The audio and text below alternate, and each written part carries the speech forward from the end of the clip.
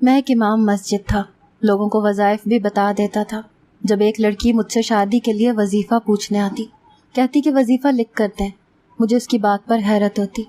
एक दिन वो औरत मेरे पास आई, कहने लगी मैं तुम्हारी बीवी हूँ। मैं उस औरत को जानता तक नहीं था। मैंने बहुत इनकार किया, लेकिन वो बज़िद रही। जब मैंने उससे सबूत मांगा तो उसने एक ऐसी चीज़ दिखाई कि मेरे पैरों तले से ज़मीन निकल गई। मेरा नाम अमीर दीन था। मेरी उम्र 32 साल थी, लेकिन मेरी शादी अभी नहीं हुई थी। मैं इमाम मस्जिद था और मस्जिद के साथ बने मदरसे में बच्चों को पढ़ाता था। वहीं एक छोटे से कमरे में रहता था। लोगों में मेरी बहुत इज्जत थी। असर के बाद मैं लोगों को वज़ाइफ भी बता देता था।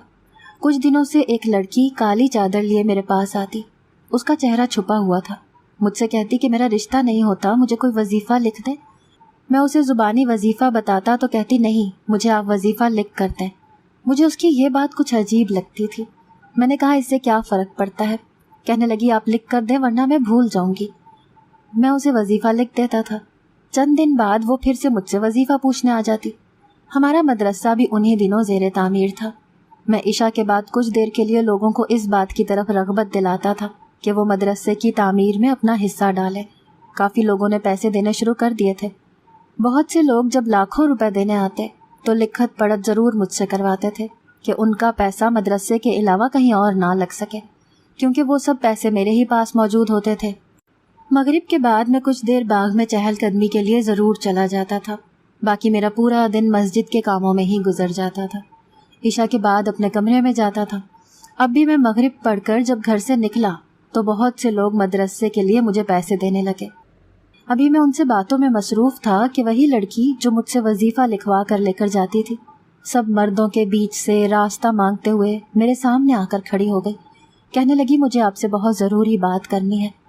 इस बार उसने चेहरा नहीं छुपाया था। वो देखने में खूबसूरत और जवान थी। काली चादर लिए हुए थे, चेहरे पर कोई पर्दा नहीं था। औरत को देखकर मर्द पीछे हट गए। मुझे लगा शायद आज भी कोई वजीफ़ा पूछने आई है, या फिर कोई वजीफ़ा पूछना होगा या फिर मदरसे के लिए कोई चंदा देना होगा। मैंने कहा जी मोहतरमा, क्या खिदमत कर सकता हूँ आपकी। कहने लगी क्यों अनजान बनने की कोशिश कर रहे हैं, मैं आपकी बीवी हूँ। ये सुनकर तो मैं एकदम से ही अचंभे में आ गया। ये क्या कह रही थी। मेरी तो अभी शादी भी नहीं हुई थी और मैं उस औरत को जानता तक नहीं था, सिवाय इसके कि वो चंद बार अपनी शादी का वजीफ़ा मुझसे पूछने आई थी। मैंने कहा आपका दिमाग तो दुरुस्त है, आप होश में तो हैं कि आप क्या कह रही हैं। मुझे तो उस लड़की की बात सुनकर अपनी इज्जत के लाले पड़ गए थे। वहाँ मौजूद सब मर्दों की नज़र मुझ पर थी। मेरी सब इज्जत करते थे। मैंने आज तक कभी किसी औरत पर गलत नज़र तक नहीं डाली थी, और वो लड़की खुलेआम सबके सामने मुझ पर इल्ज़ाम लगा रही थी। कहने लगी 4 दिन से तो आप घर मुझसे मिलने नहीं आए। मैं परेशान हो गई थी, इसीलिए मजबूरन मुझे आपके पास यहाँ मस्जिद में आना पड़ा। उसकी बात पर मुझे गुस्सा आने लगा। कैसे बेशर्मों की तरह से मुझ पर झूठे इल्ज़ाम लगा रही थी। सबकी शाकी नज़रें मुझ पर थीं। उनमें से बहुत से बुजुर्ग ऐसे भी थे जो मेरी शराफत को देखकर अपनी बेटियों की शादी मुझसे करने के ख्वाहिशमंद थे और दबे छुपे लफ्ज़ों में मुझसे कह भी चुके थे। मैं चाहता था कि मदरसे की तामीर से फारिग हो जाऊं तो शादी के बारे में सोचूंगा, लेकिन ये औरत मुझे बदनाम कर रही थी। मैंने उससे कहा कि एक औरत होते हुए आपको शर्म नहीं आती किसी गैर मर्द के साथ इस किस्म की बात करते हुए। मैं आपको जानता तक नहीं हूँ, कभी आपको देखा तक नहीं है, और आप हैं कि बिना लिहाज मुझे बदनाम करने की कोशिश कर रही हैं। दिन रात मैं मदरसे में रहता हूँ, सब लोग जानते हैं कि मैं कहीं नहीं जाता। मेरी बात सुनकर बहुत से लोग कहने लगे बीबी तुम्हें शर्म आनी चाहिए, एक नेक और दीनदार शख्स पर ऐसा घटिया इल्ज़ाम लगाते। हम जानते हैं कि मौलाना साहब हर वक्त मस्जिद में ही होते हैं या फिर मदरसे में। जी नहीं, आपकी इतला के लिए अर्ज़ है कि ये रोज़ मगरिब के बाद इशा तक मस्जिद में नहीं होते, उस वक्त ये मेरे साथ होते हैं।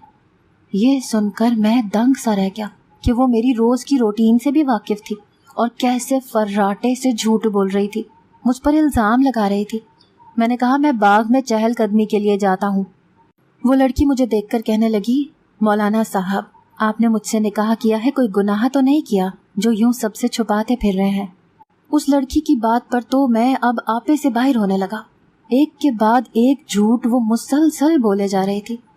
देखो मोहतरमा, मैं तुम्हारा बहुत लिहाज कर रहा हूँ, इसीलिए औरत होने का नाजायज़ फ़ायदा मत उठाओ और निकलो यहाँ से। मैं तुम्हें जानता तक नहीं हूँ, और मुझे क्या ज़रूरत पड़ी है कि मैं तुमसे खुफिया निकाह करता फिरूं। मुझे गुस्सा आने लगा था। बेशक मैं बहुत ज़ब्त का मुजाहरा कर रहा था, लेकिन आखिर कब तक करता। बहुत से लोग जानते थे कि मैं मगरिब से इशा तक मस्जिद और मदरसे में नहीं होता। काफ़ी लोग ये बात नहीं जानते थे कि मैं बाग में चहलकदमी के लिए जाता हूँ, और ना ही मैं हर एक को बताकर जाता था। लोगों की मशकूक नज़रें मुझ पर उठने लगी, और एक इज्जतदार मर्द के लिए ऐसी नज़रें ही बहुत ज़्यादा अजियत देती हैं। मैं वहाँ से वापस मस्जिद की तरफ जाने लगा, लेकिन वो औरत मेरे सामने आकर खड़ी हो गई, रोने लगी, कहने लगी, सरताज, मुझसे ऐसी क्या कोताही हो गई है जो आप मुझसे ऐसा बेगानगी वाला सलूक कर रहे हैं। मैंने तो आज तक आपकी कोई बात नहीं टाली। न जाने क्यों वो मेरी शराफत का कड़ा इम्तिहान ले रही थी। मैंने आप जनाब को बालाए ताक रखकर गुस्से से उंगली उठाकर उसे तनबीह करते हुए कहा, मैं तुम्हारा कुछ नहीं लगता। अब अगर तुमने मुझ पर कोई भी इल्ज़ाम लगाया तो मैं तुम्हें पुलिस के हवाले कर दूंगा। मेरी आंखें उस वक्त कहर बरसा रही थीं। वो अपने चेहरे पर बेचारगी और मिस्कीनियत डाले खुद को सच्चा साबित करने की कोशिश कर रही थी। कहने लगी, मेरे पास सारे सबूत हैं कि आप ही मेरे शौहर हैं। उसने अपने कंधे पर लटके परस को खोला और कुछ कागजात मेरे सामने किए। बहुत से लोग मेरे पास आकर वो पेपर्स देखने लगे। वो देखकर मेरे पाँव तले से ज़मीन ही निकल गई। वो निकाहनामा था, और मेरे दस्तखत भी वैसे ही हुए थे जैसे मैं करता था। कोई फ़र्क नहीं था उन दस्तखतों में। मेरा तो दिमाग घूम कर रह गया था।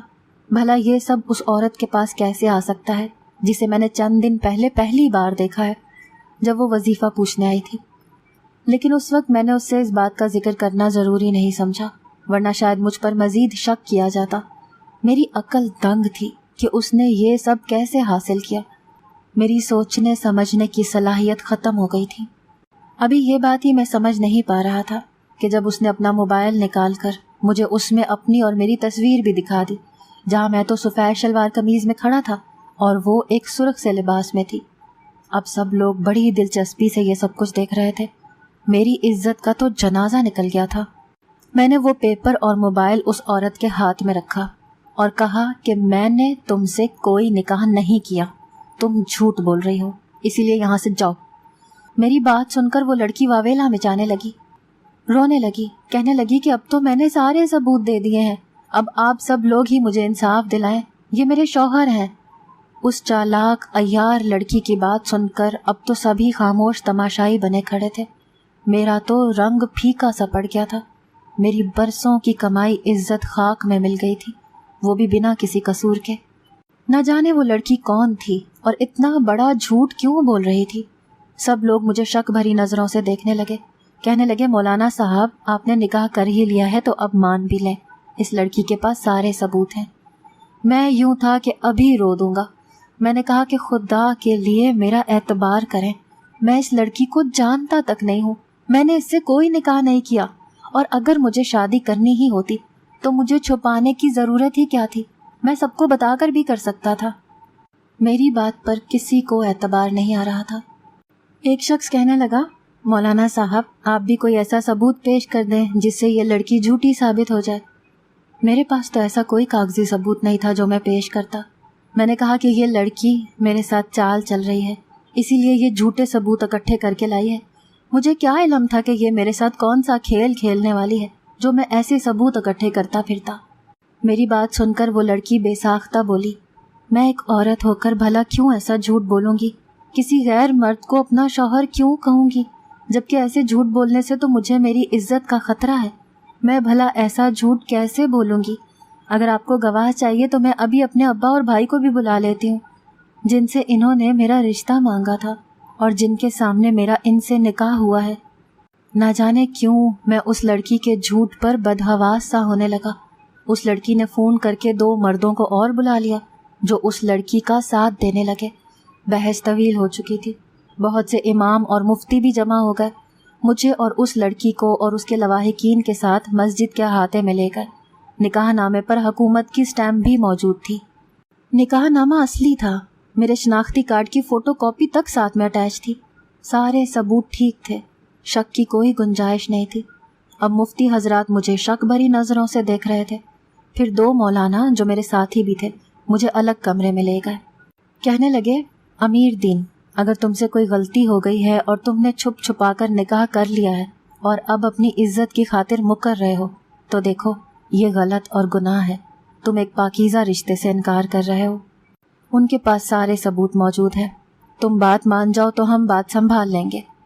میری آنکھیں بھر آئیں. میں نے ان کے سامنے ہاتھ جوڑ کر کہا کہ میں نے اس لڑکی سے کوئی نکاح نہیں کیا. آپ لوگ کیوں مجھے جھوٹا ثابت کر رہے ہیں؟ میں کیسے کسی لڑکی کو بنا نکاح کے اپنے ساتھ رکھ سکتا ہوں؟ کہنے لگے نکاح نامہ اصلی ہے، شناختی کارڈز کا نمبر تمہارا درست ہے، سائن تمہارے بالکل ویسے ہیں، تمہاری تصویر اس لڑکی اور اس کے والد اور بھائی کے ساتھ موجود ہے. پھر ہم کیا سمجھیں اور کسے سچا سمجھیں؟ میں نے کہا کہ اس کا ایک ہی حل ہے میرے پاس. وہ لڑکی اگر یہ کہتی ہے کہ میں نے اس سے نکاح کیا ہے تو میں سب کے سامنے اسے طلاق دے دیتا ہوں. قصہ یہیں ختم ہو جائے گا، کیونکہ میرا اللہ جانتا ہے کہ وہ لڑکی میرے لیے غیر محرم ہے. میں ایک چھت کے نیچے اس لڑکی کے ساتھ میں 1 منٹ بھی نہیں رہوں گا. میری بات سن کر وہ مفتی ساتھی باہر نکل آئے. پھر مجھے ایک اور ساتھی بلانے آیا. وہ لڑکی سسکیوں سے رو رہی تھی. میرے سامنے ہاتھ جوڑ کر بولی خدا را امیر دین صاحب مجھے طلاق مت دیں. مجھ سے ایسی کون سی غلطی ہو گئی ہے؟ میں سب کے سامنے آپ سے معافی مانگ لیتی ہوں، مجھے طلاق مت دیں. میں نے غصے سے اپنا رخ بدل دیا. اس کے والد کی سفید داڑھی تھی، آنکھوں میں آنسو بھرے. کہنے لگے ٹھیک ہے، یہ میری بیٹی کو طلاق دینا چاہتا ہے تو پہلے حق مہر کا انتظام بھی کر لو جو کہ 20 لاکھ ہے.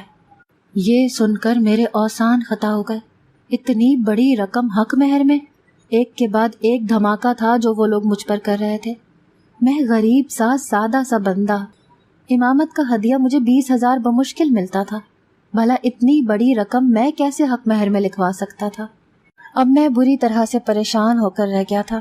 ایک غیر عورت کو بنا نکاح کے اپنے گھر پر نہیں لے جا سکتا تھا، اور نقلی نکاح کی نقلی طلاق کی رقم میری بساط سے باہر تھی. میں ایک عجیب و غریب مشکل کا شکار ہو گیا تھا. وہاں موجود سب لوگ اس قسم کی بات پر عجیب سی سچویشن کا شکار ہو چکے تھے. میرے پاس بس اب ایک ہی راستہ بچا تھا. میں نے کہا میرا اللہ جانتا ہے کہ میں نے اس لڑکی سے کوئی نکاح پہلے نہیں کیا، لیکن اس کے پاس سارے جھوٹے ثبوت موجود ہیں. دنیا کے سامنے بے شک یہ سچی اور میں جھوٹا ہوں، لیکن میرا اللہ غیب کے علم کو جانتا ہے. میں نے اس لڑکی سے پہلے کوئی نکاح نہیں کیا. جو رقم حق مہر پر اس لڑکی نے لکھی ہے وہ میری بساط سے باہر ہے. اسی لیے آپ لوگ میرا اس سے نکاح پڑھوا دیں. بنا نکاح کے میں اسے اپنے گھر لے کر ہرگز نہیں جاؤں گا. پھر یہی طے پایا کہ نکاح کو دوبارہ کر دیا جائے. میرا نکاح اس لڑکی سے پڑھوا دیا گیا جس سے مجھے کچھ دیر پہلے ہی شدید نفرت ہو گئی تھی. ایسی ذلت تو میں نے کبھی سوچی بھی نہ تھی. مجھے مسجد کے مالک نے مسجد سے منسلک ایک کمرہ دے دیا، کیونکہ بیوی کے ساتھ میں مدرسے میں نہیں رہ سکتا تھا. میں اسے اس ایک کمرے کے مکان میں لے آیا. وہ گھر اتنا چھوٹا تھا کہ بس ایک کمرے اور چھوٹے سے صحن پر مشتمل تھا. گھر میں داخل ہونے کے بعد میں نے صحن میں موجود چارپائی بچھائی اور تکیہ رکھ کر لیٹ گیا. گھر میں بس ضرورت کا ہی سامان تھا. وہ وہیں صحن میں کالی چادر پہنے کھڑی مجھے دیکھ رہی تھی. میں نے غصے سے اسے کہا سامنے کمرے میں چلی جاؤ اور کوشش کرنا مجھے اپنی شکل مت دکھایا کرنا. میرے قہر بھرے لہجے کو سن کر وہ خاموشی سے کمرے میں چلی گئی. میرے سینے میں تو کوئی الاؤ دہک رہا تھا.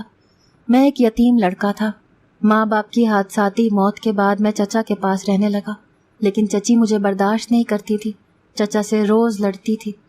وہ تنگ آ کر مجھے اسی مسجد کے مدرسے میں حفظ کے لیے ایسا چھوڑ کر گئے کہ پھر واپس نہیں پلٹے. میں نے قرآن مجید حفظ کیا اور اردو انگریزی کی تھوڑی سی تعلیم حاصل کی. پھر اسی مسجد کی امامت پر مامور ہو گیا. مدرسے کے بچوں کو حفظ کروانے لگا. میری شرافت اور جھکی نظروں پر سب میری بہت تعریف کرتے تھے. کوئی عورت سامنے آ بھی جاتی تو میں اسے کبھی اتنے غور سے نہیں دیکھتا تھا کہ اس کے خد و خال میرے ذہن میں رہ جائیں. فوراً سے اپنی نظریں جھکا لیتا تھا، کیونکہ یہ گناہ ہے. اللہ کی لا اور اس کا خوف میرے دل میں ایسا گھر کر چکا تھا کہ جب بھی میں اپنی شادی کے بارے میں سوچتا تھا تو یہ خیال آتا تھا کہ آج تک کسی عورت کو میں نے آنکھ بھر کر نہیں دیکھا. مجھے عادت ہی کہاں ہے عورت کے چہرے کو اتنا غور سے دیکھنے کی. میری تو نظریں فوراً سے جھک جاتی ہیں. پھر بیوی کو کیسے دیکھ پاؤں گا؟ اگر یہ کہا جائے کہ مجھ میں حیا کا عنصر عام مردوں سے کچھ زیادہ تھا تو یہ غلط نہ ہوگا. لوگ میری بہت عزت کرتے تھے. میری شرافت کی گواہی میری مسجد اور مسجد کے ساتھ منسلک مدرسے کے عالم مفتی بھی دیتے تھے. لیکن آج اس لڑکی نے میری عزت کو خاک میں ملا کر رکھ دیا تھا. سب میری شرافت اور پاکیزگی کو ڈھونگ سمجھنے لگے تھے. نہ چاہتے ہوئے بھی میری آنکھوں سے آنسو بہنے لگے. مسجد میں تو میں نے سب کے سامنے ضبط کا دامن نہیں چھوڑا تھا، لیکن اب تنہائی میں خود پر اختیار کھو بیٹھا تھا. میں دبی دبی سسکیوں کے ساتھ روتا رہا. میرے آنسو تکیے میں گر کر جذب ہو رہے تھے. ایک عزت دار مرد کے لیے یہ بات چھوٹی نہیں ہوتی کہ کوئی عورت اسے یوں سب کے سامنے اس کے کردار کو مشکوک کرتے. اس لڑکی کو اپنانا میری مجبوری تھی. پھر 20 لاکھ کا مہر بھرنا میرے اختیار میں نہ تھا، لیکن وہ مجھے اتنی بری لگ رہی تھی کہ مجھے اس کا چہرہ دیکھنا بھی گوارا نہیں تھا. اس چھوٹے سے گھر میں بس ایک ہی واش روم تھا اور وہ کمرے میں تھا. میں روتے روتے کچھ دیر ہی سویا تھا کہ تہجد کے وقت میری آنکھ کھل گئی، کیونکہ میں پابندی سے تہجد پڑھتا تھا. کچھ دیر چارپائی پر ہی بیٹھا رہا کہ اندر کیسے جاؤں. میں ذہنی طور پر نکاح کے لیے تیار نہیں تھا. جو کچھ ہوا تھا مجبوراً ہوا تھا، اچانک سے ہوا تھا. کسی خاتون کے کمرے میں یوں جانا میرے لیے ایک آزمائش سا تھا جو زبردستی میری بیوی بن گئی تھی. کچھ دیر تو میں یہ سوچتا رہا کہ کیا کروں. پھر خیال آیا کہ وہ سو رہی ہوگی. چپکے سے اندر چلا جاتا ہوں اور وضو کر کے لوٹ آؤں گا. جب میں کمرے میں داخل ہوا تو کمرے میں ہلکی سی روشنی تھی. وہ لڑکی جائے نماز بچھائے سجدے میں تھی. میں نے پہلے تو اسے حیرت سے دیکھا، پھر خود کو جھٹک کر واش روم چلا گیا. جب وضو کر کے باہر نکلا تب بھی وہ سجدے میں تھی. میں کمرے سے باہر نکل گیا، جائے نماز بچھایا اور نماز تہجد کی نیت باندھ لی. نماز اور ذکر اذکار سے فارغ ہو کر مسجد چلا گیا. مجھے دیکھ کر میرے بہت سے ساتھی ایک دوسرے کے کانوں میں خسر پھسر کرنے لگے. یقیناً میرے بارے میں ہی باتیں کر رہے ہوں گے. میں نے چپ چاپ امامت کروائی اور وہیں بیٹھ گیا، ورنہ میں چاشت کے بعد کچھ دیر گھر آرام کرنے چلا جاتا تھا. پورا دن میں نے مسجد اور مدرسے میں گزارا. گھر میں عشاء کے بعد لوٹا تھا. گھر صاف ستھرا تھا، کھانے کی خوشبو بھی آ رہی تھی. بھوک تو مجھے بھی لگی تھی. دوپہر میں کھانا مدرسے میں کھا لیا تھا. گھر پر راشن شاید موجود تھا. میں عشاء کے بعد گھر آیا تھا. بھوک ہونے کے باوجود میں نے اپنی چارپائی بچھائی اور لیٹ گیا. وہ لڑکی کچن سے باہر نکلی، اسی کل والے لباس میں تھی. چادر پوری سر پر لپیٹ رکھی تھی. کہنے لگی کھانا تیار ہے، آپ کا کھانا یہیں صحن میں لگا دوں؟ میں نے اس پر ایک غصیلی نظر ڈال کر ہٹا لی. میرے کھانے کی فکر کرنے کی تمہیں کوئی ضرورت نہیں ہے، بس اپنا انتظام کیا کرو. یہ کہہ کر میں نے کروٹ بدل کر آنکھیں بند کر لیں. کچھ دیر بعد ہی میری آنکھ لگ گئی. تہجد کے وقت وہ مجھے پھر سے سجدے میں نظر آئی. مجھے لگا اپنے گناہوں کی توبہ مانگ رہی ہوگی، لیکن کسی انسان کے ساتھ کی گئی زیادتی کی تب تک معافی نہیں ہوتی جب تک وہ خود معاف نہ کرتے. میرے دل میں بار بار یہ ابال آنے لگتا کہ اس عورت سے پوچھوں تو صحیح کہ اس نے میرے ساتھ ایسا کیوں کیا. پورا دن مسجد میں گزار کر جب میں گھر گیا تو وہ کچن میں موجود تھی. میں آج رات کا کھانا بھی مدرسے سے کھا کر آیا تھا. میں نے کچن میں جھانک کر دیکھا تو وہ کچن میں ہی تپائی رکھ کر کھانا کھا رہی تھی. مجھے دیکھ کر کچھ نروس سی ہو گئی. سنو، کھانا کھا کر باہر صحن میں میری بات سن لینا. یہ کہہ کر میں باہر چلا گیا. وہ کھانا کھا کر صحن میں آ کر ایک کونے میں کھڑی ہو گئی. میں نے غصے سے اسے دیکھا اور کہا، لوگوں کے سامنے تو تم نے جو ڈرامہ رچانا تھا وہ رچا لیا. اپنے جھوٹ کو تم نے سچ بنانا تھا بنا لیا. لیکن یہاں اس وقت میرے اور تمہارے علاوہ اللہ کے سوا اور دوسرا کوئی موجود نہیں ہے، اور میرے اللہ کی ذات ہر حقیقت سے آگاہ ہے. میں تم سے یہ سوال اسی روز پوچھ لیتا جس دن تم نے میرے کردار کی دھجیاں اڑا کر رکھ دی تھی، لیکن اس وقت میں بے حد غصے میں تھا. مجھے اپنا اختیار کھونے کا ڈر تھا. شاید تم پر ہاتھ اٹھانے سے بھی گریز نہ کرتا، اسی لیے میں نے خاموشی اختیار کر لی تھی. لیکن اب میرا خود پر اختیار ہے. میں نے تمہارا کیا بگاڑا تھا جو تم نے میرے ساتھ یہ سب کچھ کیا؟ میری بات سن کر وہ رونے لگی. کہنے لگی، مجھے معاف کرتے ہیں، میرے پاس بھی دوسرا کوئی راستہ نہیں تھا، میں آپ کو وجہ نہیں بتا سکتی. یہ کہہ کر وہ کمرے میں چلی گئی. چند دن بعد میں نے اسے چند جوڑے لا کر دیے کیونکہ وہ 4-5 دن سے اسی ایک لباس میں ملبوس تھی. جو بھی تھا وہ ذمہ داری تو میری ہی تھی. رات کو جب میں تہجد کے لیے اٹھا تو پورا وجود درد سے چور تھا. مجھے محسوس ہوا کہ مجھے بخار ہے. میرا جسم تپ رہا تھا. بمشکل ہی میں نے فجر پڑھائی اور گھر لوٹ آیا۔ مجھے تیز بخار ہو چکا تھا۔ میں صحن کی چارپائی پر لیٹ گیا۔ میری بیوی نے جب مجھے یوں بیمار دیکھا تو میرا بہت خیال رکھنے لگی۔ اس وقت میں بھی بے بس تھا، کیونکہ بخار کی شدت کی وجہ سے اس کے سہارے کی مجھے ضرورت تھی۔ مجھے دوا بھی وہ خود دیتی تھی، ناشتہ کھانا بھی بنا کر دیتی تھی، رات بھر میری تیمارداری میں جاگتی بھی رہتی تھی۔ نہ چاہتے ہوئے بھی میرا دل اس کی طرف مائل ہونے لگا تھا۔ میں خود کو اس کے بارے میں سوچنے سے روک نہیں پا رہا تھا۔ میری نظریں اس کا سراپا دیکھنے کی متمنی سی ہونے لگی تھیں۔ بس ایک ہی سوال مجھے چین نہیں لینے دیتا تھا کہ اس نے میرے ساتھ ایسا کیوں کیا۔ چند دن بعد میں ٹھیک ہو گیا تھا۔ رات کو جب میں گھر آیا تو پہلی بار اس سے کھانا میں نے خود سے مانگا۔ وہ خوشی سے چہکنے لگی، فوراً سے کھانا گرم کر کے میرے سامنے رکھ کر وہاں سے جانے لگی۔ میں نے کہا، ادھر میرے پاس بیٹھ کر میرے ساتھ کھانا کھاؤ۔ میری بات سن کر وہ مجھے خوشگوار حیرت سے دیکھنے لگی، چپ چاپ میرے سامنے دسترخوان پر بیٹھ گئی۔ کھانے کے دوران میں گاہے بگاہے اسے دیکھنے لگا۔ اچھی خاصی خوبصورت تھی۔ اب تک جتنا میں اسے جان پایا تھا وہ بری نہیں تھی۔ پھر وہی سوال کہ اس نے یہ طریقہ کیوں اپنایا۔ کھانے کے بعد وہ کچن میں برتن دھونے لگی۔ میں نے اپنے لیے آج چارپائی نہیں بچھائی تھی۔ میں اپنے کمرے میں جا کر لیٹ گیا تھا۔ رات کو جب وہ کمرے میں آئی تو حد درجہ گھبرائی ہوئی تھی۔ اسے دیکھ کر میں اٹھ کر بیٹھ گیا۔ میں نے کہا، ادھر میرے پاس آ کر بیٹھو۔ وہ چھوٹے چھوٹے قدم اٹھاتی میرے پاس آ کر بیٹھ گئی۔ میں نے اس کا ہاتھ تھام لیا، جو اس وقت برف کی مانند ٹھنڈا ہو رہا تھا۔ بہت پیار اور اپنائیت سے میں نے بات شروع کی۔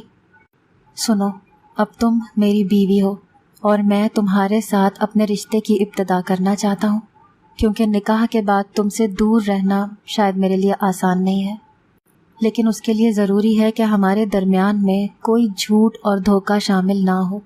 ہم سچ بول کر اپنے رشتے کو شروع کریں۔ میں نے تمہاری ہر غلطی کو معاف کیا، گو کہ یہ مجھ جیسے شخص کے لیے ناممکن سی بات ہے، جس کے لیے اس کی عزت سب سے پہلے اہمیت رکھتی تھی۔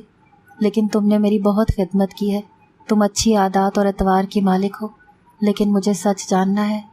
میری بات سن کر اس نے نظریں بدل لیں، پھر کہنے لگی، ہمارا چھوٹا سا گھر اس پارک کے سامنے ہے جہاں آپ مغرب کے بعد آتے تھے۔ میں وہاں آپ کو روز دیکھتی تھی۔ آپ بہت شریف انسان تھے۔ میرے والد ایک موچی ہیں، بھائی ابھی گورنمنٹ اسکول میں پڑھ رہا ہے۔ میرے لیے رشتے تو بہت آتے تھے، لیکن میرے والد کے پاس مجھے دینے کے لیے جہیز نہیں تھا۔ میرے پاس ایک موبائل موجود تھا جس میں آپ کی تصویر کھینچتی رہتی تھی۔ وجہ آپ کی جھکی ہوئی نظریں تھیں جو مجھے آپ کی جانب مائل کرنے لگی تھیں۔ میں نے آج تک ایسے مرد ہی دیکھے تھے جو اپنی ہوس اور غلیظ نظروں سے ہی نوازتے تھے۔ آپ کی شرافت نے مجھے مجبور کر دیا تھا کہ جب بھی آپ مغرب کے بعد پارک کے بینچ پر نظریں جھکا کر بیٹھ جاتے تو میں آپ کی تصویر کھینچ لیتی۔ ایک بار محلے کے ایک بدماش کی نظر مجھ پر پڑ گئی۔ وہ ابا کو دھمکانے لگا کہ اگر تم نے اپنی بیٹی کی شادی مجھ سے نہ کی تو میں اسے اٹھا کر لے جاؤں گا۔ ابا بہت پریشان تھے۔ میں نے اماں سے کہا کہ ابا سے کہیں کہ میری شادی مسجد کے امام سے کروا دیں۔ ابا نے مسجد کے ایک شخص سے بات بھی کی تھی، لیکن آپ نے شادی کے لیے منع کر دیا۔ میں نے آپ کی تصویروں کو اپنی اور اپنے بھائی اور والد کی تصویروں کے ساتھ جوڑ لیا۔ میں نے اپنے بھائی سے کہا کہ کسی بھی طریقے سے وہ آپ کے سائن حاصل کر لے، اسی لیے میں آپ سے وظیفے لکھواتی تھی۔ آپ کی عادت تھی کہ وظیفے کے بعد آپ اپنے دستخط کرتے تھے، کیونکہ جب میں پہلی بار آپ سے وظیفہ پوچھنے آئی تھی تو آپ نے میرے ساتھ بیٹھی عورت کو وظیفہ لے کر اس پر سائن کر کے دیا تھا۔ میں نے چپکے سے اس وقت سائن کرتے ہوئے آپ کی تصویر کھینچ لی تھی، جو میں نے بعد میں موبائل سے ایسی جوڑی کہ ایسے لگے کہ آپ نکاح نامے پر سائن کر رہے ہیں۔ میرا بھائی مدرسے میں چندہ دینے کے بہانے سے آپ کے پاس آیا تھا۔ اس وقت رش بہت تھا۔ اس نے آپ سے کہا تھا کہ وہ ایک معقول رقم آپ کو دے گا، لیکن آپ کو ان صفحات پر سائن کرنا پڑیں گے۔ اس میں لکھا ہے کہ آپ حلفاً یہ کہیں گے کہ یہ پیسہ مدرسے کی تعمیر میں ہی استعمال ہوگا، مدرسے کی آڑ میں اسے اپنے ذاتی استعمال میں نہیں لیا جائے گا۔ آپ کے پاس اس وقت رش بہت زیادہ تھا۔ آپ نے بنا پڑھے ہی اپنے نکاح نامے پر سائن کر دیے تھے۔ شناختی کارڈ نمبر بھی اور کاپی بھی اٹیچ کر دی تھی، کیونکہ وہاں بہت سے لوگ بڑی بڑی رقم دینے سے پہلے ایسا ہی لاہے عمل اختیار کر رہے تھے۔ میرا بھائی رش سے فائدہ اٹھا کر آپ سے سائن کروا کر وہاں سے واپس آ گیا تھا۔ جس دن میں نے یہ ڈرامہ رچایا اسی دن رات کو وہ بدماش مجھے لے جانے کی دھمکی ابا کو دے کر گیا تھا۔ میں جانتی تھی آپ نے ایک انسان ہے، مجھ سے نکاح کیے بغیر اپنے گھر نہیں لے کر جائیں گے۔ آپ کی نیک نامی اور شرافت کے تذکرے ہم سب گھر والوں نے سن رکھے تھے۔ اس کی باتیں سن کر مجھے حیرت ہوئی تھی، لیکن پھر یہ بھی احساس ہوا کہ اس نے جو کچھ بھی کیا اپنے بچاؤ کے لیے ہی کیا تھا۔ وہ روتے ہوئے سچ بول رہی تھی، اسی لیے میں نے اسے معاف کر دیا، لیکن یہ بھی کہا کہ اگر تمہارے والد مجھ سے خود سچ بول کر تمہارے لیے رشتے کا کہتے تو میں انکار نہیں کرتا۔ تم نے اپنے بچاؤ کی خاطر میری عزت خراب کر دی۔ وہ میری بات پر شرمندہ سی ہو گئی تھی، لیکن میں نے بات کو آگے نہیں بڑھایا، کیونکہ اس لڑکی نے تو اپنی عزت بچانے کے لیے یہ قدم اٹھایا تھا۔